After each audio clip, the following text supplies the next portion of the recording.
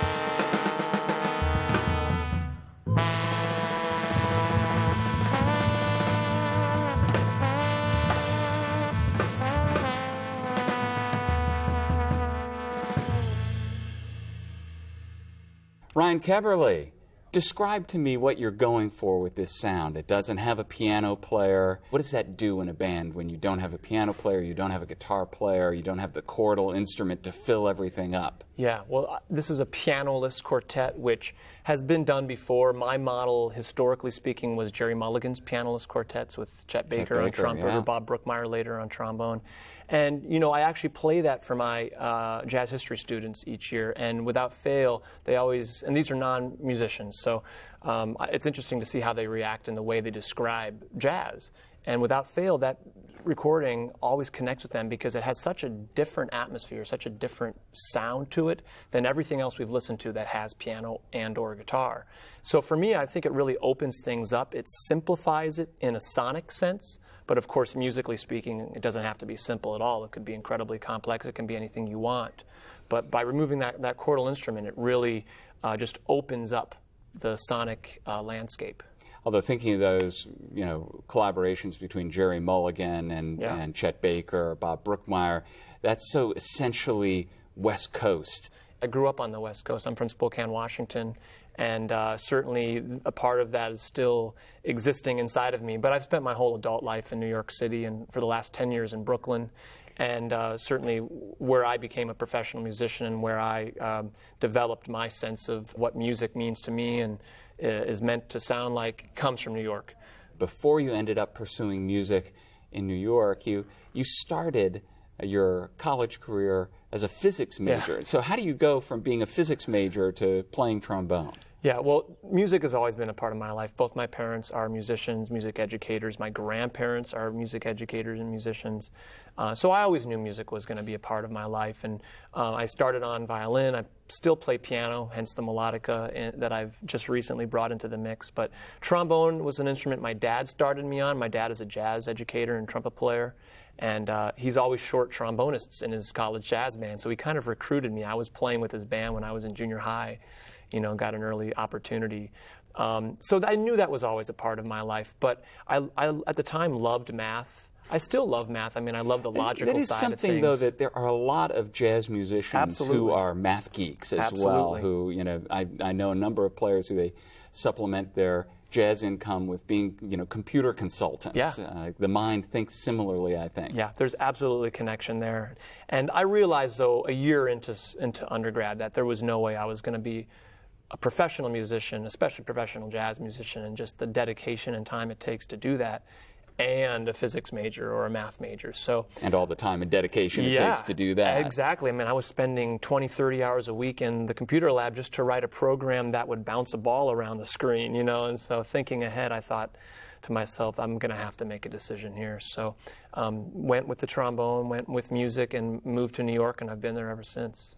So how does the trombone put you in a particular position in the jazz scene in New York these days? I imagine there are opportunities because there are bands that need trombones, but then there's also there aren't a lot of gigs where the first thing that people say is, and be sure to get me a trombone player. So you've really got to like get out there and hustle things if you're a trombone player. You do. Unfortunately, the trombone in recent years hasn't experienced the success that, say, saxophone or piano has in the jazz world. We fight an uphill battle, and I kind of see it as a personal challenge to try and prove that the trombone is as essential an instrument in a jazz setting, especially small group jazz setting, as any other instrument. And that doesn't mean we have to play as fast or as high or as complicated as these other instruments. It just means that we have to bring the same kind of musical excellence. One of the things that maybe comes out of not being able to play a billion notes at the flick of the fingers is that you have to think a little bit more about melody when you're a trombonist, and that seems to be a very important part of the music that you're doing. Absolutely. The melody is what makes a good song. You know, that's what defines it. That's what you copyright, right? That's the DNA code of a good song. So melody is really important to me, and as you mentioned, it's certainly that is. I'm not unique in that regard. Slide Hampton, J.J. Johnson, Curtis Fuller. These were all masterful melodicists. All great trombone players. And all great trombone players, yeah. Well, there's a tune that is the title tune of your new record. Could you guys do that for us? Absolutely. Yeah, I'd love to. Ryan Keberle. Dun, dun.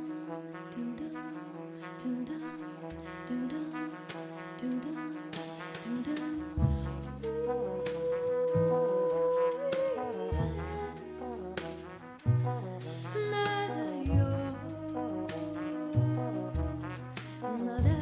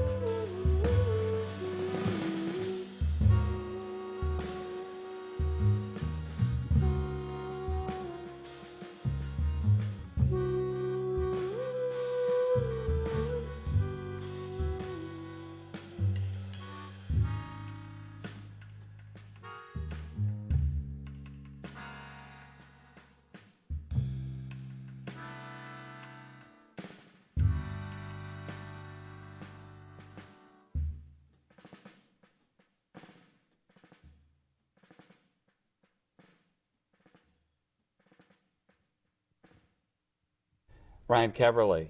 So you got to break out the melodica Yeah. for that. Not an often used instrument. No, I hope it didn't scare any listeners away. It's definitely not something you associate with jazz. Well, it's kind of cheating, which is you have the no keyboard group, and then you sneak the little keyboard in. I know. I struggle with that. I mean, there's something to be said about a concept and sticking with it. But I was introduced to the melodica when I was on tour with an indie rock singer-songwriter named Sufjan Stevens, and started playing it on that tour, and really just took a liking to it, started thinking about ways I might be able to use it in my own music, and that was the result.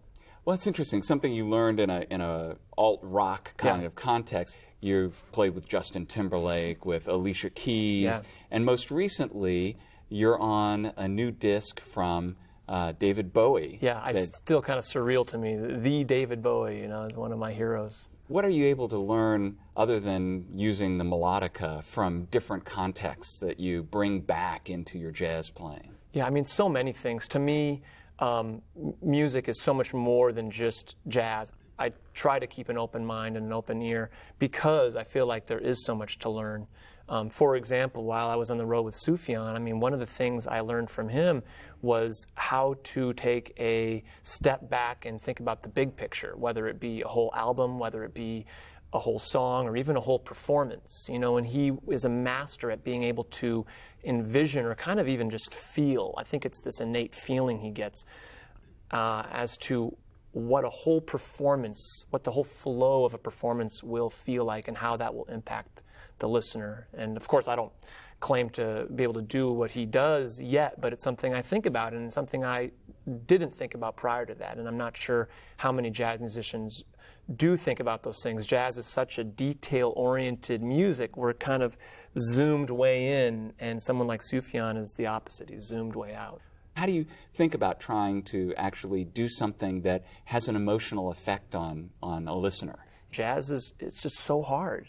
There's so many things to master. There's so many things to think about when you're on stage that, unfortunately, the emotional connection that music has on an audience is sometimes overlooked. Certainly, that's not the case across the board, but, that's why people are paying to hear you play. That's why they're buying your records. Maybe not you, but just music in general. I mean, most music fans will say music moves them in some way. It has this power, this visceral sense. So for me, that's front and center for me when I'm creating music, when I'm playing music, improvising, and it's something that I practice. I think what you have to. How do you practice putting across emotion? It starts as simple as just say, play a melody. Trying to think about music as opposed to technique. Because so much of what we practice is about technique and technical issues. But how about just make a musical statement? How about just play a melody that has a beginning and an ending and a shape, and just doing that, thinking about the music. But it's something that I've thought about in my own studio of improvisational students. And, I start off with just simply asking them to make a musical statement, just to try to get them or me in my own practice sessions to think about the music as opposed to the technique. Create a melody. What does that mean? A beginning and an ending, a shape, dialogue, rhythm, and clear ideas, melodic ideas. And I think this starts to help connect us as a performer, as an improviser, to what really matters in music, and certainly to a listener.